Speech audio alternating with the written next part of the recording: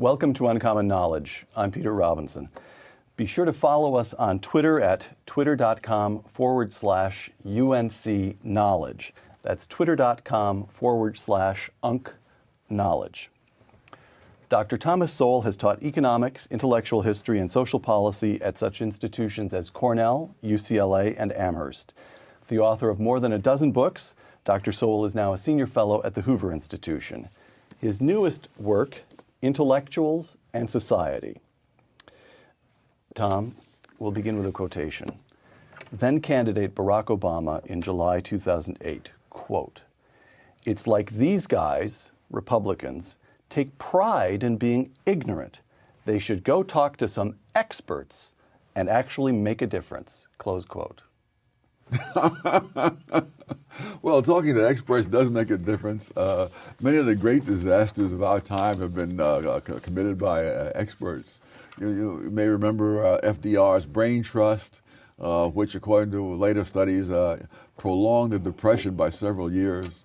The whiz kids in the Pentagon under McNamara, who managed to mess up the Vietnam War. You can run through an impressive list of things, of disasters brought about by people with very high IQs. All right. Segment one, the species of the intellectual. When you refer to intellectuals in Intellectuals in Society, whom do you mean? I mean people whose end products are ideas. There are other people with great intelligence whose end products are things like the Salk vaccine. A research scientist is not necessarily an intellectual. That's right. An engineer isn't necessarily an intellectual. That's right. Because the engineer is judged by the end product, which is not simply ideas. If he builds a building that collapses, it doesn't matter how brilliant his idea was, he's ruined. Conversely, if an intellectual who's brilliant has an idea for rearranging society, and that ends in disaster, he pays no price at all. I see. Let me quote Intellectuals in Society, quote, "The fatal misstep of intellectuals is assuming that superior ability within a particular realm can be generalized to superior wisdom or morality overall. Chess grandmasters, musical prodigies, and others who are as remarkable within their respective specialties as intellectuals within theirs seldom make that mistake." Explain that. Why would it? Well, let's take an example. Noam Chomsky, whom you write about in Intellectuals in Society, whose work in linguistics, in the first place, I can't understand it, but as best I can tell, everyone who understands his technical work within the field, within his discipline of linguistics, considers him one of the great figures of the 20th century. And his work in politics? Absurdity. The same could be said of Bertrand Russell and his landmark works on mathematics and other people in other fields, but they step outside their fields. And when you step outside your level of specialty, sometimes that's like stepping off a cliff. And why is it that intellectuals, that is to say people whose end product is ideas, should succumb to that temptation more than, to use your example, a chess grandmaster? Because a chess grandmaster can be world famous for doing absolutely nothing more than winning chess tournaments and making displays, as many of them do, of playing 5 chess games simultaneously while blindfolded. So Bobby Fischer had no need to opine on the politics of the day because he was getting rich and famous and making a brilliant career for himself within his narrow profession. That's right. That's right. But intellectuals, what? They languish in obscurity, no matter how smart. Well, the whole question of when is someone well known or not came up during the visit of Jim Flynn from New Zealand here a few years ago. He's one of the world's authorities on IQ tests.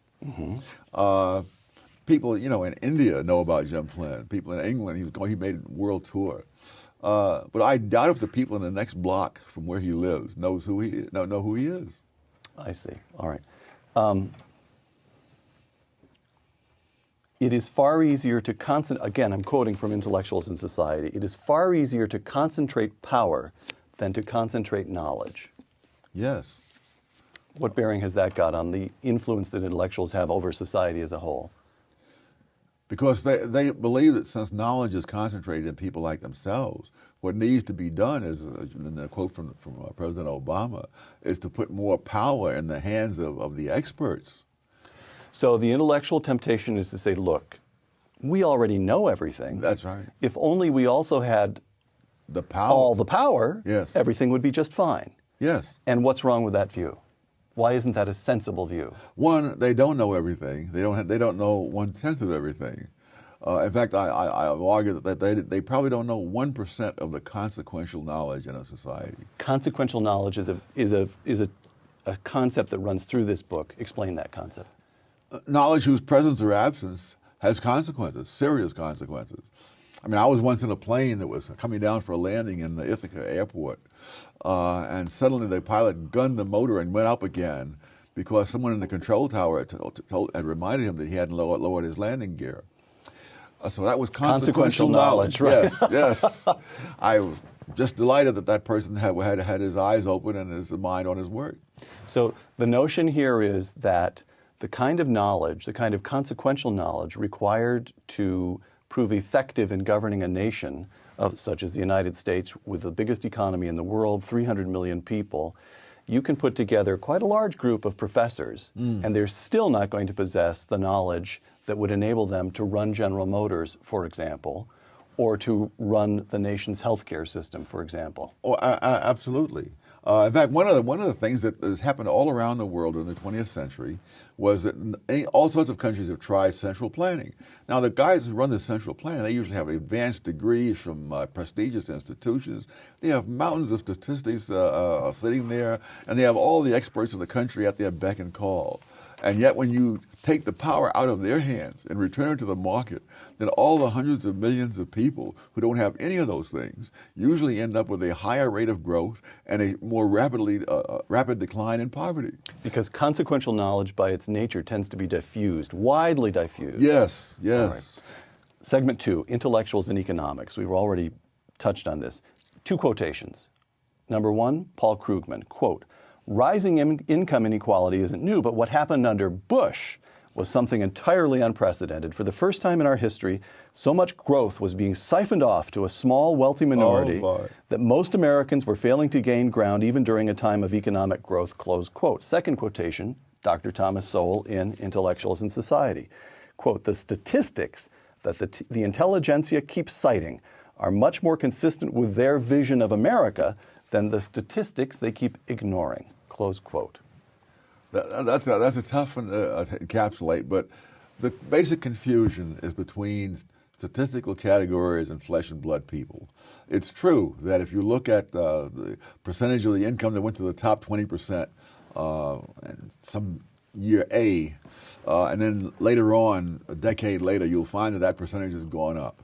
And you say, well, that shows a disparity between the people. But the rich are getting richer. The rich are getting richer. Right. But when you follow statistics generated by the Internal Revenue Service, which can follow particular individuals over time, you find that people who are in the bottom 20% of taxpayers in the first year, their income is nearly doubled by this later period, while the income of the people who are initially at the top is increased by less. And if you get down to the very top, it's actually gone down. So that people are simply moving between these brackets from year to year. And the number of people who are in the bottom 20%, let's say in 1975, who are still there in 1991 is 5% of them. Really? 29% of them have already gotten all the way to the top. An absolute majority are in the top half. And so you're comparing what happens to these abstract categories rather than what's happening to actual flesh and blood people. So there's an enormous amount of churn and dynamism within the American. And almost everybody's own personal life.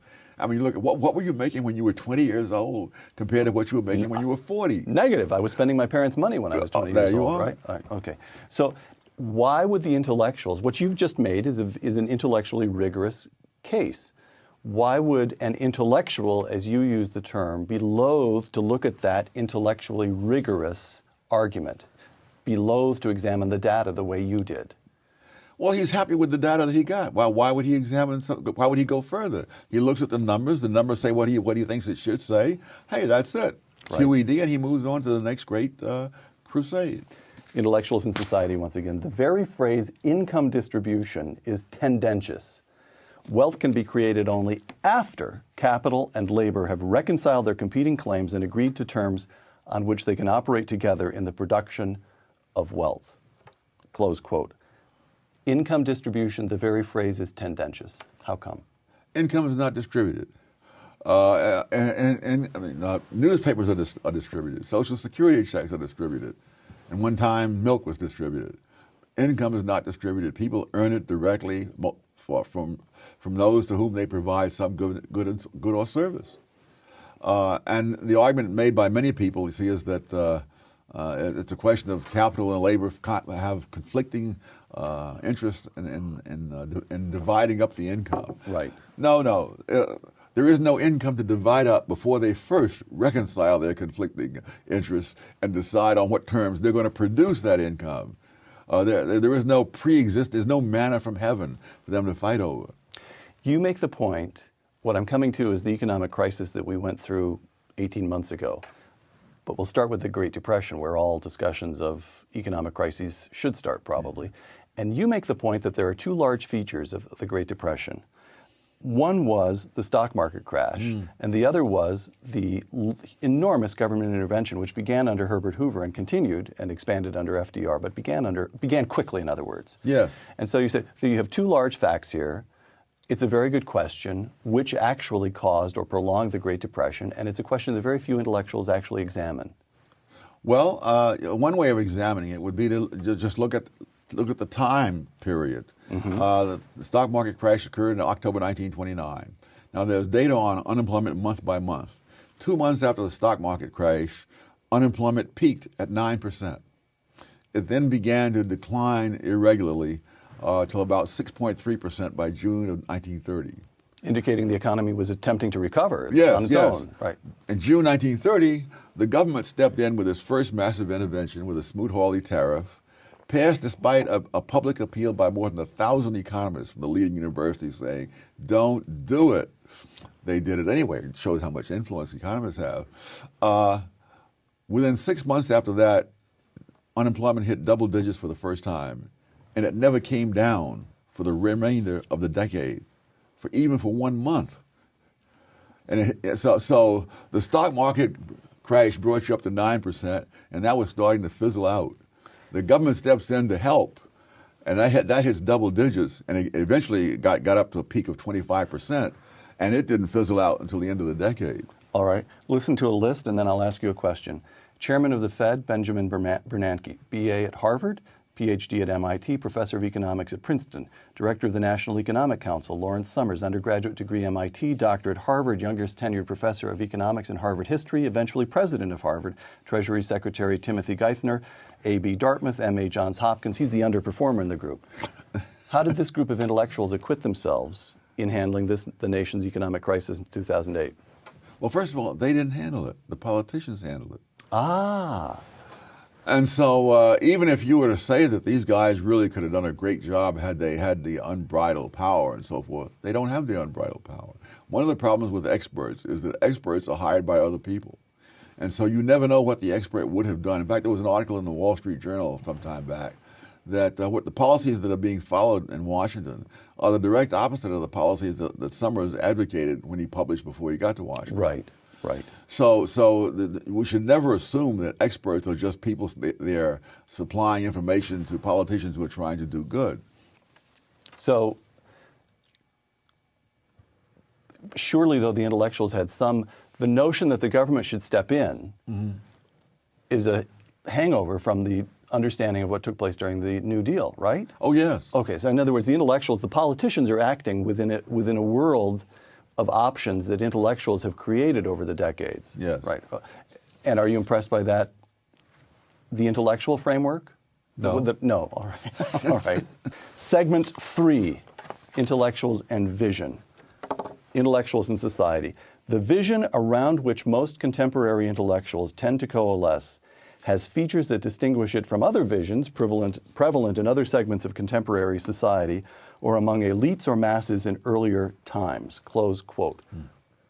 What is the vision to which contemporary intellectuals subscribe?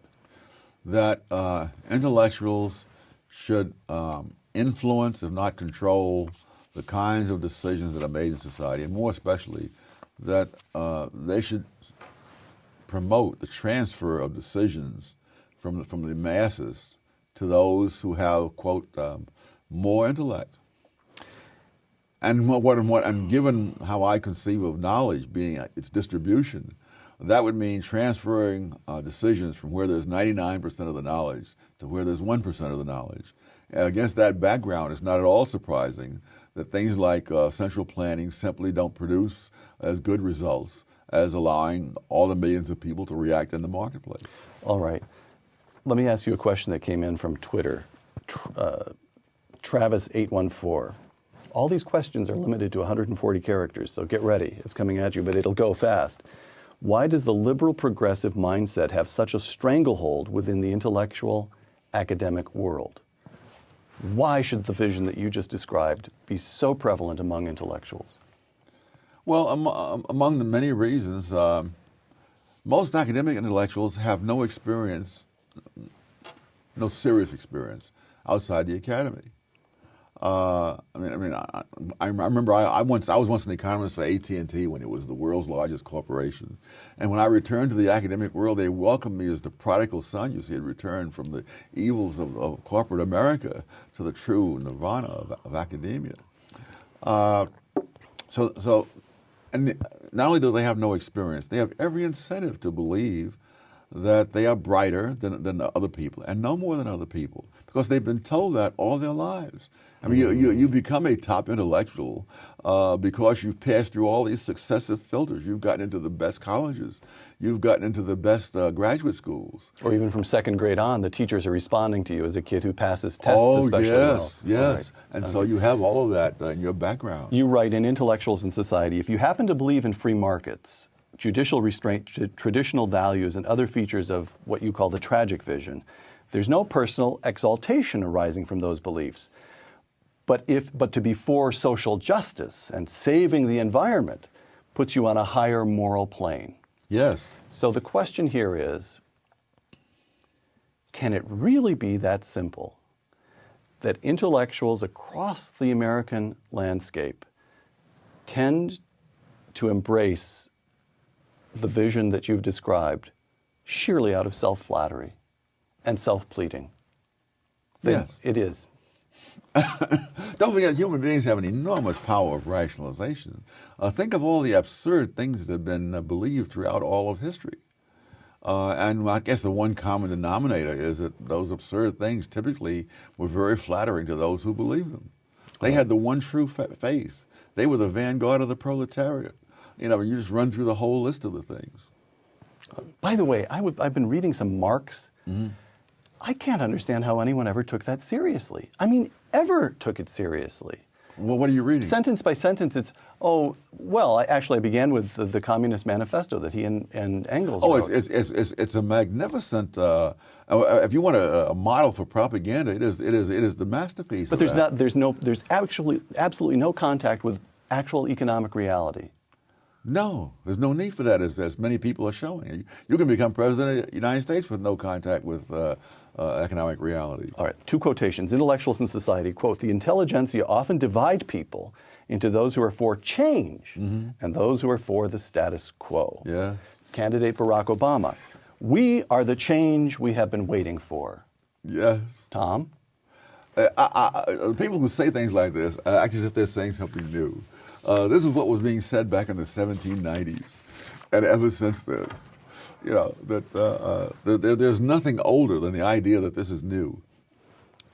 And Thomas Paine, we have it in our power to make the world over again. There you are. Right. But in point of fact, there's again, this is one of those totally unquestioned and unsubstantiated statements.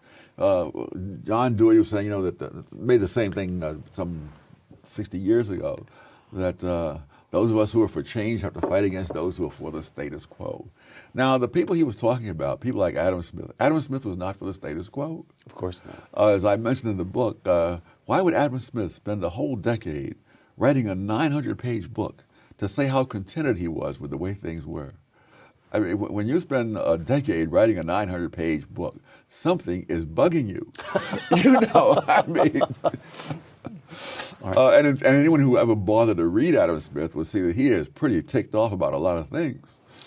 Once again, two quotations. You quote, at a number of points in Intellectuals in Society, you quote Justice Oliver Wendell Holmes. Here's one of them. As Justice Oliver Wendell Holmes said, the word right is one of the most deceptive of pitfalls and a constant solicitation to fallacy. That's quotation one. Here's quotation two. Barack Obama, quote, healthcare should be a right for every American, close quote. Well, there's the fallacy. No, it's the word right. It's amazing. And in one sense, I simply cannot explain it. People say we have a right to affordable housing, decent health care. We have a right to all kinds of stuff. And the question is, where did this right come from? By the way, it is literally the case that I heard on the radio the other day. One of the questions in healthcare is plastic surgery, whether it'll be taxed or paid. I literally heard someone say that women have a right to Botox treatments. There you are. Just thought I'd mention that for you, Tom. Yes, well, but that's no more arbitrary than all the other things that are called rights. I mean, right now we're going to have this trial of these terrorists in a court of law, which is absolutely unprecedented and absolutely absurd. And the question is, where did that right come from? Well, it's not in the Constitution. It is certainly not in the Geneva Convention. It's just that by loose thinking, people say, well, prisoners of war get treated that way. Yes, they're not prisoners of war. The Geneva Convention said what prisoners of war were. People who adhere to the Geneva Convention get the protections of it. But during the Second World War, when some German soldiers at the Battle of the Bulge put on American uniforms, infiltrated the U.S. line, and they were captured, they were simply lined up against the wall and shot and killed right there. And it was not something secret. The Army filmed it. And I've seen the films on the History Channel. Really? It was no question. If you don't play by the rules, you don't get the protection of the rules. It's that simple. Right. This leads us to segment 4, Intellectuals and War. From Intellectuals in Society, discussing the role intellectuals played between the two world wars. Quote, one of the most remarkable developments of the 1920s was an international movement among intellectuals promoting the idea that nations could get together and publicly renounce war. Yes. What were they thinking? I guess they weren't thinking, they were reacting. They were reacting to the horrors of the First World War, which most of those intellectuals had supported, by the way. And now they decide, no, that was so awful, we have to renounce war. There's no thought that, yes, you can renounce war. That does not stop your neighbor from building up the biggest army in the world and coming in and killing you. It's much like this. It's much like the thinking about gun control. You know, that you say, well, listen, I don't think people should have guns. Hey, I wish people didn't have guns. But the fact is that passing a law does not stop them from having guns. It just makes you defenseless. Right. One of the things I think I mentioned in there in passing is that in Britain, the burglary rate is far higher than in the United States. And moreover, British burglars do not case the place before they go in. Now, if you're in the United States and you're going to bust into someone's house in the middle of the night, you may be met by a hail of bullets. Right. In Britain, they have made burglary a safe occupation. It's like OSHA for burglars. All right. Vietnam, Intellectuals in Society again. Among the many implications of the war in Vietnam was that it once again illuminated the role of the intelligentsia in influencing the policies of a society and the course of history. Close quote. We didn't lose the war. The intellectuals surrendered on our behalf. Yes. In fact, the communists themselves in later years admitted that there was no way they could have defeated the United States on the battlefield. And in fact, that the Tet Offensive, which was the turning point, that the communist guerrilla movement was virtually wiped out in the South. But the intellectuals saw that as a victory for the communists, and the war was unwinnable. And once a democratic country decides that a war is unwinnable, it becomes unwinnable. Right. Now, Tom, Vietnam raises a point that just has to be addressed, and that is the special place of intellectuals in the Democratic Party. Isn't that a fair point, that the Democratic Party became, at least as regards the Vietnam War, became wholly influenced by intellectual opinion, correct? Yes. How come? But it's also true that Nixon was, and it's not. No, that's true. That's true. See, because here's the thing: Machiavelli thought of intellectuals as influencing events by influencing the rulers and changing their minds. That isn't the role, as Vietnam clearly showed. Nixon didn't care a damn for the intellectuals. Right. But they created a climate of opinion in which if he continued that war, he would pay too high a political price. So he threw South Vietnam to the wolves. Signed a negotiated agreement, and they love negotiated agreements. It doesn't matter what it says. So long as you sign it and you win the Nobel Prize, who cares if a few million people get killed in the aftermath? What's the transmission mechanism from intellectual opinion to the larger climate of opinion? This is where the media comes in. Oh, there are many. Oh, right. yeah, there are many transmission belts. I mean, the schools, all from the elementary school right up through the graduate schools, the media, now increasingly the churches, right. Even churches that we think of as conservative, are out there pushing the liberal agenda. Intellectuals in the Cold War, again, intellectuals in society. You're talking about Edward Kennedy. Senator Edward Kennedy was a leading voice for the nuclear freeze, joined by many other prominent political figures and by many in the media, close quote. Now, this nuclear freeze movement reaches its most potent moment just as Ronald Reagan is setting in place the policies that actually end the Cold War. End the Cold War. Yes. How come? Why do they? But this goes way back to at least the 20s. The idea that an arms race is wrong, and not only wrong, but is dangerous, that will lead to war. And of course, the counter evidence, again, like so many things that intellectuals believe, it is not subjected to any kind of empirical test. Mm-hmm. Because between the two world wars, you had all these arms agreements and renunciations of war, and all of that just encouraged the Axis power to feel that they could win this war because the West was too gullible to arm themselves or defend themselves. Tom, we're talking about the Cold War. What do you make of it that Harry Truman, who puts in place the containment, the fundamental structures of containment that remain in place for over 4 decades, mm-hmm. Harry Truman takes office, was vice president for less than a year before taking office, assumes the Soviet Union is our ally because that was yes. what he, and has within a year he discovers that in fact they have aggressive intentions. He changes and constructs American containment. In my judgment, he's a kind of heroic figure. Yes. I would argue, and I think you agree with yes. that. And then so he begins our position in the Cold War. He stands up to the Soviets, and Ronald Reagan is the one who ends it. Now let me tell you about this. The educational background. Harry Truman finished high school. Yes. Ronald Reagan's college degree comes not from some ancient Eastern university, such as those where you studied, but from Little Eureka College set in the farming towns of central Illinois. Is that significant? It may well be, because they didn't have to fight off all the nonsense that they would have been taught at these very prestigious institutions. Intellectuals in Iraq. You quote, in Intellectuals in Society, you quote New York Times columnist Paul Krugman. New York Times columnist and Princeton economist Paul Krugman. Quote, to understand what's happening in Iraq, follow the oil money, which already knows that the surge has failed, close quote. Yes. So the surge worked, of course. Paul Krugman was just plain wrong. Yeah. So what did he think he was doing? Trying to explain to other people is very tough. I mean, in some senses, I mean, I am often baffled. Why did Larry Summers, try to hang on at Harvard? The man had millions. He could have stood up and said what he thought.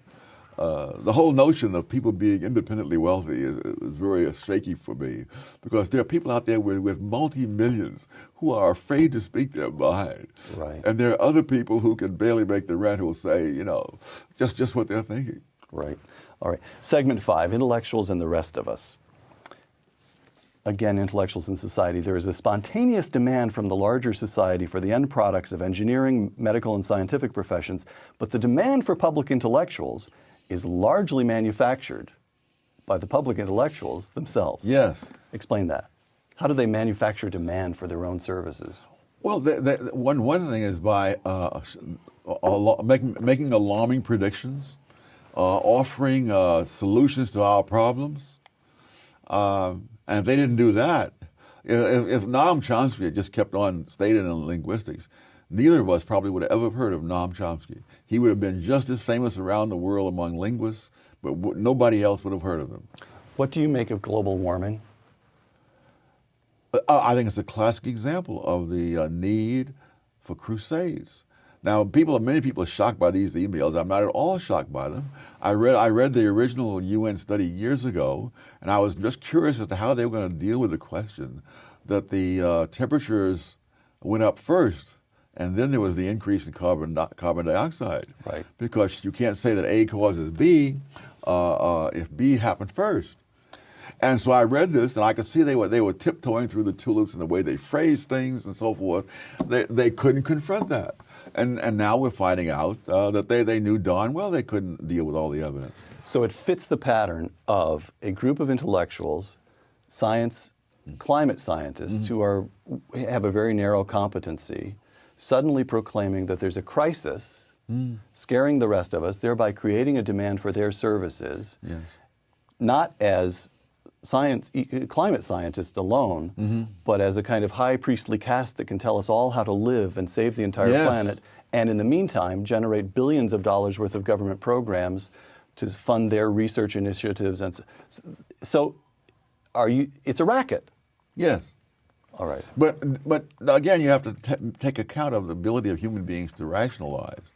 I'm sure there are scientists out there who believe some or much of what they're saying, and there are other scientists who believe the opposite. But the ones who are pushing global warming are doing their damnedest to make sure that those who believe the opposite don't get heard in the public. So shouldn't there be some large-ish body of climate scientists who say the data really does suggest that we're headed into trouble here, but precisely because my saying so as a climate scientist will look like special pleading, we as a community of scientists should be even more careful about being completely transparent, pushing the data out to the public. They should overcome the hurdle that it looks like self-pleading. Why isn't that taking place? There's no payoff to that. All right. Imagine yourself as an assistant professor in some department where your senior colleagues who are going to vote on your pay, among other things, have millions of dollars in grants handed out to promote global warming, and you say just what you just now said. And they'll say, this guy is incorrigible. All right. Tom, what explains the exceptions? During the 1930s, intellectual after intellectual visits Russia and says, this is the land of the future. Oh. And Malcolm Muggeridge and a handful of others, but a tiny number of other intellectuals say, no, it isn't. Stalin is a barbarian. After the Great Depression, the entire economics profession is dominated by John Maynard Keynes. Yes. And then along comes Milton Friedman, and he just won't have it. What explains these exceptions among intellectuals who stand up? That's for another book for somebody else to write. In the preface, I mentioned that I will have very little to say about Milton Friedman, not because he's not one of the most important people of the 20th century, but because he is such an exception to the general pattern that I'm trying to explain. Okay. I will leave it to someone else to figure out the exceptions. All right, let me try to ask you to figure out one other exception. I'm going to go at you one more time on this one. Listen to this. Barack Obama holds degrees from Columbia and Harvard and taught at the University of Chicago. Thomas Sowell, who like Barack Obama emerges from the African American experience in this country, BA from Harvard, MA from Columbia, PhD from Chicago, and has taught at Howard, Brandeis, UCLA, Cornell, and Amherst. What accounts for the difference in visions between Barack Obama and Thomas Sowell? Oh my gosh! This is like trying to account for every sparrow's fall. I mean, we're These not. are two pretty consequential sparrows. Well, he is at least, but no, you can't. It's hard enough to account for general patterns. When you get down to the individual, you would have to know so much more than any of us has ever known, or will probably know for the next 1,000 years at least. All right. Bill Buckley, quote, "I would rather be governed by the first 400 names in the Boston telephone book than by the faculty of Harvard," close quote. Very nice encapsulation Right. of the impulse you'd hope that most Americans would show, to be Yes. suspicious of the experts. When Bill Buckley made that remark in the 1960s. Roughly 9% of Americans held college degrees. Today, the figure is 29% and rising because roughly half of high school graduates go to college. The first 400 names in the Boston telephone book today are likely to include a large number of Harvard graduates and Harvard professors. The question here is simple. Are we becoming a nation of intellectuals? I hadn't thought of that. It's a chilling thought. Because we're becoming a nation of people who are propagandized from elementary school right on through to the graduate school in a certain vision of the world. And only the ones who, for one reason or another, either experience or insight or whatever, leads them to say, wait a minute. Only those are the ones that we have to depend on. Last question. Yeah. If you had a sentence or two to say to the cabinet assembled around President Obama, and this cabinet holds glittering degrees from one impressive institution after another, if you could beseech them to conduct themselves in one particular way between now and the time they all leave office, what would you say? Actually, I would say only one word, goodbye, because I know there's no point talking to them. It's like asking me, what would I say to the head of the mafia to get him to give up crime? There wouldn't be a thing I could say to him. All right. He would say, give up crime? I make 1,000 times what you do. Why should I give up crime? Dr. Thomas Sowell, author of Intellectuals in Society, thank you very much, and Happy New Year. Thank you, and Happy New Year to you. I'm Peter Robinson for Uncommon Knowledge and the Hoover Institution. Thanks for joining us.